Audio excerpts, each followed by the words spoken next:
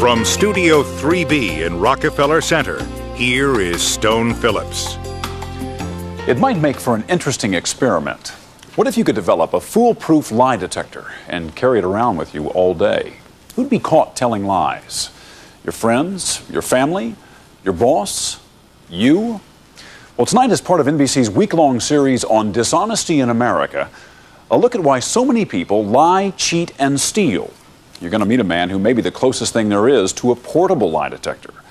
And perhaps he can show you what to look for to catch people lying to you. Here's Sarah James. You can't hide your lying eyes. Lie, deceive, misrepresent, perjure, defraud, subterfuge, dishonesty. 1,000 words describe a picture of a world where lying and deception seem to be everywhere, from notorious lies. Are you therefore saying that you have not used that word in the past 10 years, Detective Furman? Yes, that's what I'm saying. To monstrous lies. I would like to say to whoever has my children. To lies in the name of country. I want you to know lying does not come easy to me. But how can you tell if someone is lying? Is it as easy as this father cautions his son in the 1948 movie The Winslow Boy? If you tell me a lie, I shall know it. Because a lie between you and me cannot be hidden. Psychologist Paul Ekman thinks it's not so easy. Most people, he says, including judges, lawyers, police, and even FBI agents, are very poor at detecting lies. But Ekman's made a career of it. Can you tell when someone's lying? I do about 80 to 90% accurate, if the stakes are high. And that's really important. It really has to matter to the liar whether they get caught or not. So if the lie is trivial, all bets are off. But if the liar has something to gain by lying and a lot to lose if he's caught, Paul Ekman will usually catch him red-handed. So you look for discrepancies, things that don't fit. The speech doesn't fit the voice doesn't fit with the face, the body movements don't fit with any one of them. There's no clue that works for everyone. Take Susan Smith, the mother convicted of drowning her 2 sons. My children are my life. At first, there was no indication she was lying, but soon, says Ekman, the lie became too difficult to maintain. Our lives have been torn apart by this tragic event. You've seen enough. And there's no emotion going on here. She's trying to put some in her voice, but she's not succeeding. It's not in her face. There are no tears. Her face is totally flat. I want to say to my babies that your mama loves you so much. See, that was just totally unbelievable performance. Just totally unbelievable. She's trying. Besides evaluating general behavior, Dr. Ekman says that a good lie catcher must pay attention to specific emotional clues. Watch Cato Kalin's testimony in the O.J. Simpson trial. Mr. Kalin, you got a lot of money for your appearance on Current Affair, didn't you? Yes. Notice anything unusual? Paul Ekman did. Can you back that up? Oh, that's it. Now slowly forward. A little more. Okay. That's a micro-expression. That's his real feelings towards the prosecutor. Anger. Yeah. Does not like. Oh, snarling. Okay, it just comes out for a moment. Yes. Kalin is answering this question truthfully, but the micro-expression, says Ekman, raises a red flag about the line of questioning. And in the very next exchange... You don't have a book proposal? No. Not true, according to revelations since the testimony. And listen to Kalin's voice. You don't have any book proposals out? No. Don't want to do book. A drop in voice level. One possible sign, says Ekman, of a lie. And yet you seem to not recall anything about it except that you had sandwiches. Having watched hours of John Poindexter's testimony during the Iran-Contra hearings, Paul Ekman knew that the former Reagan advisor's response to this question was out of character. The question was about what Poindexter remembered from a lunch he had with CIA Chief William Casey. First, a micro-expression. There's the micro-expression. That's it. Okay, it's exasperated. Okay, now let's continue. Certainly, based on the sequence of events, the conversation... Then several swallows. Casey must have been a very important... Swallow. Right there. Mm-hmm. Keep going. And speech hesitations. I think by that time we the speech hesitations had provided the initial Swallow it again.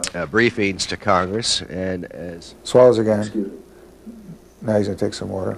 So how can you tell that he just doesn't have a little tickle in his throat? What makes you know that this is... It's possible, but it wouldn't explain the speech hesitations, it wouldn't explain the exasperation. Poindexter was found guilty of lying to Congress, but the conviction was later overturned because his congressional testimony was used improperly. As for that lunch, in all likelihood he wasn't telling all. It's not proof, says Ekman, but it's an area that requires further questioning. What I would have said if I was there is, what's going on? What is it about the sandwiches and the lunch? What's upsetting you? Tell me more about it. Would you be the world's most frightening customs inspector? I suppose. This is where the experiment's going to occur. Paul Ekman has trained customs officials in the art of lie catching and judges, lawyers, and police officers. He's built his technique on 25 years of research at the University of California in San Francisco. In one study, a subject had to lie or tell the truth about an opinion he held. A hidden camera recorded the interrogation. Is this your true opinion? Yes. If the subject lied and fooled Dr. Ekman, he got $50. But remember, Paul Ekman can only catch a lie if the liar has something to lose. So the subject was told that if caught, he would be locked in this dark room for 2 hours and forced to listen to regular bursts of extremely loud noise. And it's really quite unpleasant. In the end, Ekman didn't carry out the punishment. Listen to this man talk about his opinion on smoking in public places. What is your position on this issue? I don't agree with it. I don't think they should ban it in public places. Why do you believe that?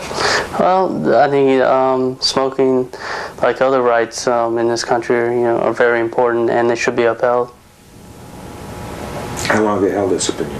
Probably since I was about 17 when I started smoking. Is this your true opinion? Yes. You didn't just make this up a few minutes ago? No. Are you lying to me now? No. Is he lying? We gathered some tourists who were visiting Midtown Manhattan, showed them the tape, and asked them. How many of you believe that he was telling the truth? That's 7 out of 10 who got it wrong. All right, now here's what he does. And what a lot of people do when they are lying, they do a micro expression, but it's not on the face, it's in the body. And what he's doing is he's doing a micro version of a shrug. A real shrug, says Paul Ekman, is not an indication of a lie, but a small one can be a very strong indicator. When it occurs as leakage, betraying the fact they're lying, you see just a fragment of it. I don't think they should ban it in public places, because I told the truth. Second. So why should I believe you and not him? There it goes again. 7 micro shrugs in all, more than enough for Paul Ekman. So he didn't get the $50? Nope, I got him. You busted him. I sit right here in the green chair. In a similar setup, subjects could take $50 out of a briefcase or not. If they took it and got away with the lie, they got to keep it. Once again, watch this man's shoulders. What were your thoughts? That is, what went through your mind when you looked into the briefcase? Well, my thoughts were just... Shrug? There was a simple decision to be made. And, 3. It made it even simpler 4. for me. 5. And then, according to Ekman, this liar practically confessed. Did you bring that money with you into this room? No, I did not. And are you lying to me now? No, I'm not. He's being asked, are you lying to me right now? And he for a moment has to think about it. He shouldn't need to think about whether you're lying or not unless you are lying. No, I'm not. So he's a terrible liar. Almost everybody gets him. Including our panel. This time, 7 out of 10 got it right. I thought he was lying. I believe he was lying. Definitely lying. You think he's definitely Definitely. We showed the group another subject. I saw the money, and I just closed the case, and that was it. Notice the wrinkled forehead. Is that a sign? Did you take that money from him? No. He looked like a dishonest person, like not a trusting individual. I thought he was telling the truth. I think he was lying. I'm not 100% certain. 5 said he was lying. 5 said he was telling the truth. Did you take that money from him? No. But listen to his voice. Did you bring that money with you into this room? No. It's getting softer. Remember, that's often a sign of a lie. The center thing in the forehead being held the whole time, plus the voice getting lower and lower, softer and softer. That combination says to me he's in all likelihood lying. Are you lying to me now? But in fact, he was lying. And I found the wallet. Now that you know some tricks of the trade, take a look at this subject. And nervous speech hesitations. Well, I didn't do anything else. I haven't shoulder shrugs. Ever steal anything before, so I couldn't think of why I should do it now. I don't need it. I couldn't take the risk. An easy one, you say? Clearly, she's lying, just like the others. But the truth is, she's telling the truth. Paul Ekman says she's the classic example of a misjudged truth teller because she's the kind of person who gets anxious when she's under scrutiny. Her shrugs, just honest denials. Her hesitations, just nerves. So the person who's trying to catch the liar has to always consider, would this person, if they're being truthful, be afraid? Anne says, Ekman, you can't be swayed by common misconceptions, like fidgeting fingers or not making eye contact. For over 4 months, Watergate has dominated the news media. Ekman is the first to admit that many lies, especially when they come in prepared statements, are tough to catch. I had no prior knowledge of the Watergate break-in. I neither took part in nor knew about any of the subsequent cover-up activities. That was, and that is, the simple truth. As America discovered, it was far from the truth. But not even Paul Ekman knew that Richard Nixon was lying back then. We asked us, is everything okay? Yes. How can someone be a better lie catcher? Ekman says you can start by remembering the 2 basic clues. So it's signs of thinking that you shouldn't need to do, and signs of emotions that don't fit what you're saying.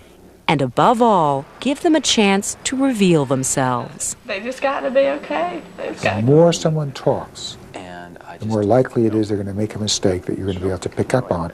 Are you lying to me now? No, I'm not.